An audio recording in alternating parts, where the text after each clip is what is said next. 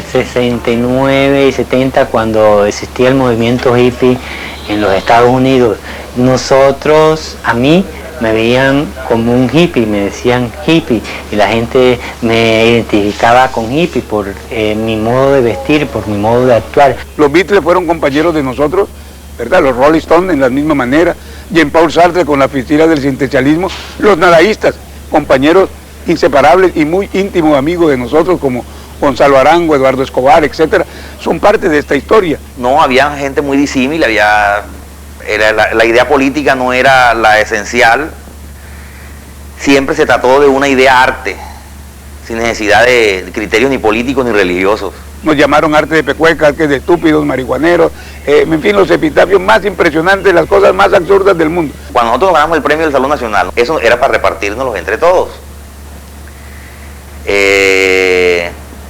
Yo les comenté a ustedes que en esa época acababa de pasar la época de los hippies, y todavía aquí, que llegan las cosas bastante atrasadas, nosotros todavía andábamos peludos, con unas tremendas cabelleras así, barbones, con unos pantalones anchos, chancletas y eso.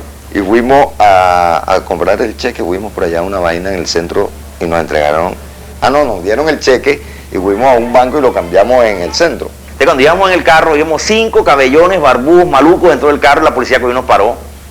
Entonces nos dio una requisa. Y encontró los 150.000 pesos escondidos allá adentro, y eso para la policía. Oye, ¿esto qué es? Oiga, qué problema el que hubo. No, entonces explicar de dónde habíamos sacado ese poco de plata que llevábamos allí.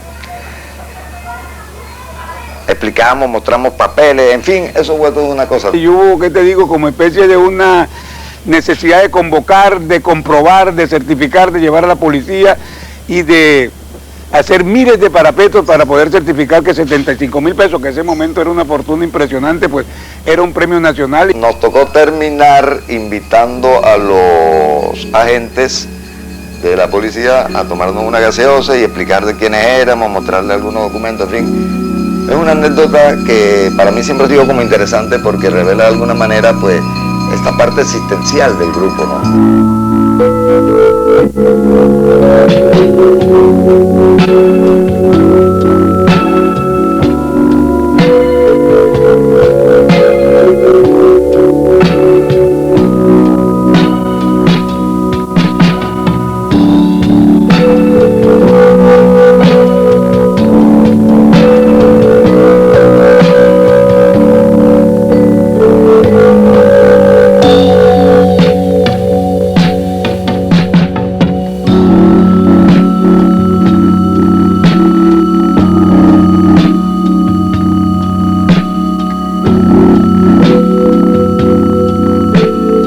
Esa fue una época que vino después de la época de los hippies, o sea que vivíamos del amor y de la paz. Con pocos elementos, yo vivía de mi familia, yo creo que todos los demás también básicamente vivían de una u otra forma de lo que la familia les proporcionaba. Indiscutiblemente al entrar en el año de 1969, en especial mi persona, tropecé afortunada y desafortunadamente en ambos casos de comenzar a realizar mi trabajo, pero con escasos recursos económicos, lo que me llevó en un principio a comenzar a manejar la basura para poder comunicarme directamente con el espectador. Aspectos que ya había tratado de ejecutar fuera de tener una disciplina como educación artística. Estando en la institución, pues la necesidad de estos frondosos palos de mango pues me llevó a comer mango, a pasar dificultades económicas, como todo trabajador del arte que comienza sus iniciativas hacia el futuro, y comenzar a modular la basura para poder comunicarme con la sociedad. Carlos Restrepo se había hecho amigo y pareja de Yolanda Casas, quien hoy es su esposa. Ellos, después de ese periodo de la escuela y ya un poco más adelante, tal vez por ahí en el año 76, se casaron. Y entonces vino un problema personal, existencial, que era dónde vivir. Entonces el suegro de Carlos, que tenía una ebanistería en el centro, le dijo: hombre, yo compré una vaina ahí en el barrio abajo, si tú quieres te vas para allá y hay unos cuartos, dijo el viejo. Él tenía eso completamente abandonado, entonces yo le propuse que me cediera espacio para yo guardar mis trabajos y poder habitar ahí. Entonces comencé a vivir debajo del escenario, en los camarinos. Había un cuartico y otro camerino era la sala, y mucho espacio porque era una sala inmensa, como de 40 metros de fondo por 25 de ancho. estaba cubierta con un techo bastante deteriorado.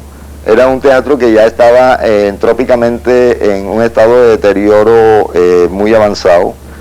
Había sido ocupado mucho tiempo después de haber sido teatro por muchas cosas, por muchas instituciones, entre ellas una de las últimas, un sindicato de navieros, y la gente en el barrio bajo lo conocía como el sindicato. De ahí se le cogió el nombre al grupo. Empezamos a unirnos como un taller de arte, o sea, cada uno fue llegando a poder trabajar en un sitio donde había mucho espacio y se podía realizar ciertas labores. En ese sitio comenzamos a frecuentarlo Ramiro, comencé a frecuentarlo yo, teníamos motocicletas además, había muchas vainas que nos unían, era muy fácil desplazarse, y nos íbamos allá a visitar a Carlos, a llenar el alma de eternidad, como dice un poeta popular por ahí. Y ahí comenzamos pues a ver que en ese sitio donde Carlos vivía había un espacio donde podíamos no solamente ir a visitar y a pasar un rato allá, sino también a trabajar. Un día tomándonos una cerveza y compartiendo, decidimos utilizar todo el espacio, no a nivel individual, sino a nivel colectivo. Y comenzamos a invertirle en pintar, arreglarlo todo el sitio, y planeamos una exposición que inicialmente cada uno realizaba su obra, pero el desarrollo de todo el escenario de la obra era colectivo. Esa obra se llamó Espacios de Actitud. Las primeras exposiciones sí había diferencia. Las primeras exposiciones se basaban en que una idea, cada artista la trabajaba de acuerdo a cómo él trabajaba. O sea, por ejemplo, cuando se hizo la primera exposición que se llamó Espacios de Actitud, cada uno trabajaba un espacio de acuerdo a lo que era su línea de trabajo y a lo que era la forma de utilizar los materiales. Yo estuve en contra del sindicato, ¿cierto? Me pareció que en ese momento el sindicato era oportunista, ¿verdad? Hice una crítica además en el Diario del Caribe. Álvaro Cepeda Zamudio, pues tuve bastante conexión con él y estuve manejando mis apreciaciones culturales a través de la prensa en las páginas culturales de este diario, y hablé un poco como contradiciendo las propuestas que se estaban haciendo en ese grupo. Entonces ellos me llaman a esta segunda exposición, que es la primera, y me uno al grupo inmediatamente. A raíz de esa exposición y de la presencia de la gente que no era amiga de nosotros, que no era cotidiana, ya descubrimos que hubo gente que le preocupó que el techo se podía caer. Entonces nos dimos a la tarea de bajar el techo, que eran palos, latas viejas, una cantidad de elementos. Entonces dijimos, bueno, ¿y qué hacemos con todo esto? Y habían llantas y habían una cantidad de vaina. Entonces dijimos, hagamos otra exposición con esto. Hagamos una exposición que se llame Montones. Cada uno presentó un montón. Efraín Arrieta un montón de ladrillo, Ramiro Gómez, que trabajaba con cristales desechados, presentó un montón de cristales. Yo, que trabajaba con aluminio, presenté un montón de objetos hechos con aluminio, ollas de aluminio, envases de aluminio. Realmente era un trabajo de reciclaje. La idea de que el grupo, o sea, de que ya éramos un grupo, porque ya estábamos trabajando en grupo, pero que las obras eran individuales todavía, a pesar de que trabajáramos en grupo, partió de Montones. O sea, la siguiente exposición después de Montones fue dispersar. O sea, los montones se dispersaron. Entonces ya ahí había cosas tiradas por todos lados de cada uno que venían de la exposición anterior.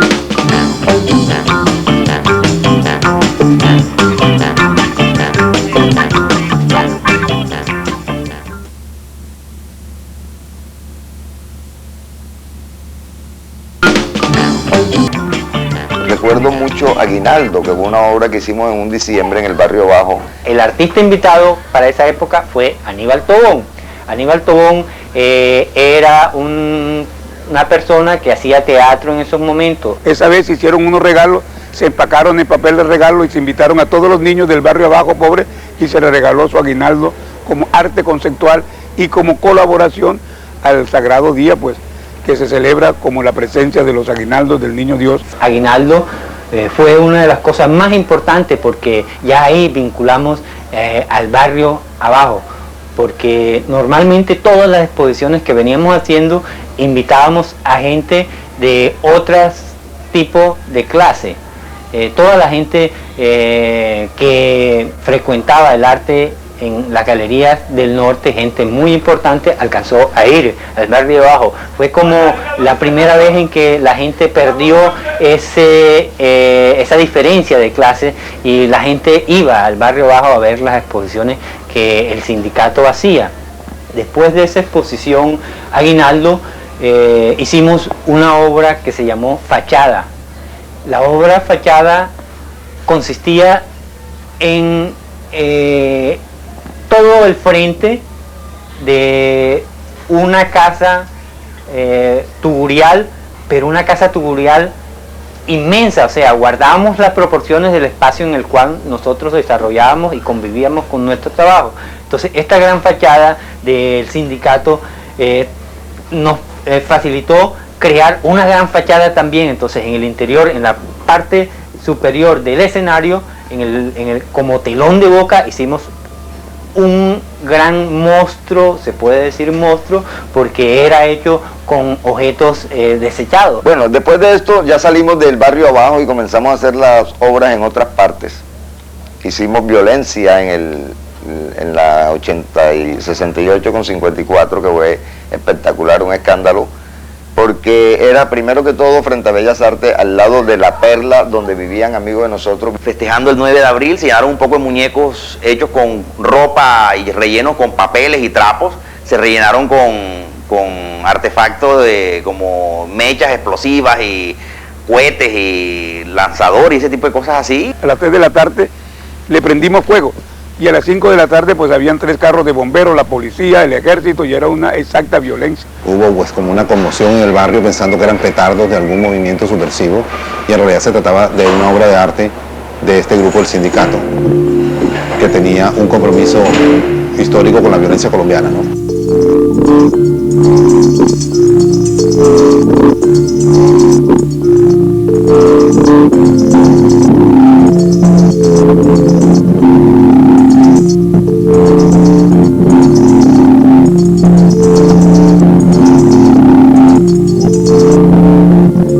Hicimos hojarasca en la Escuela de Bellas Artes, que fue muy linda, recogimos hojas. Viviendo, porque es que todas las obras también nacían mucho de la experiencia, de la vivencia cotidiana, de la amistad. Por ejemplo, en Salgar vivía Efraín Arrieta. La casa de Efra era muy linda, íbamos mucho allá a Salgar. Y de pronto un día andando por esos montes cercanos allá a Salgar, encontramos una cantidad, como un arroyo donde habían cantidades de hojas secas de diferentes colores y texturas y tamaños. Y entonces dijimos, oye, pero si aquí tenemos un elemento, vamos a usarlo. Hicimos una gran alfombra, un diseño, una composición geométrica en la galería de la escuela, e invitamos a la gente a hojarasca, invitamos a García Márquez. Lógicamente, con su prepotencia de premio Nobel y su arrogancia de rico burgués, él no aceptó la invitación. Nosotros le mandamos una carta. Entonces compramos el libro Hojarasca, lo pusimos dentro de la exposición con la carta que le mandamos a él, que nunca nos contestó tampoco. Porque nosotros también creemos que los otros artistas de otras áreas de expresión podían servirnos de referencia para desarrollar nuestro trabajo en grupo. Era todo el piso lleno de hojas y mi esposa estaba embarazada, y fuimos a la exposición y al día siguiente nació Ailín. Pensamos que ha podido ser de pronto los vagos de las hojas que hicieron adelantar el parto, porque nació antes de tiempo, pero es una anécdota dentro de esto.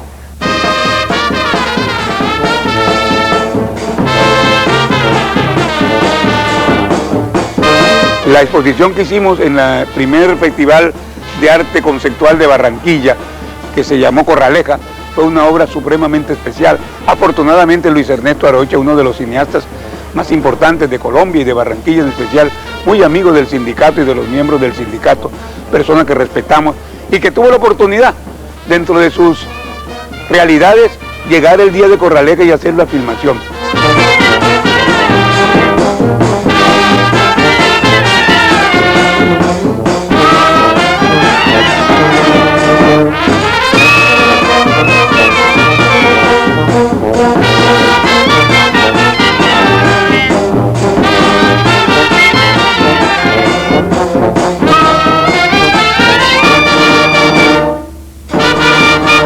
en esa exposición de Corraleja, pues fue un espectáculo con unos toros de vidrio, de fibra de vidrio de Cristina Franco. Hicimos una Corraleja mejor que las de Cincelejo.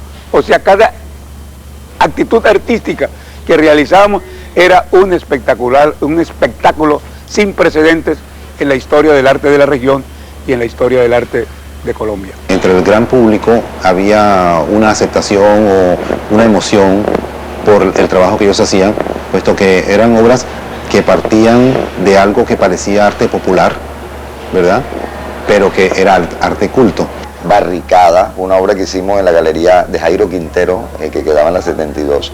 Si nosotros analizamos, siempre le poníamos el significado del concepto. Barricada decía parapeto improvisado para estorbar el paso del enemigo. Es una definición hasta bonita. Dentro de lo bonito que puede ser, o de lo plástico que puede ser lo violento.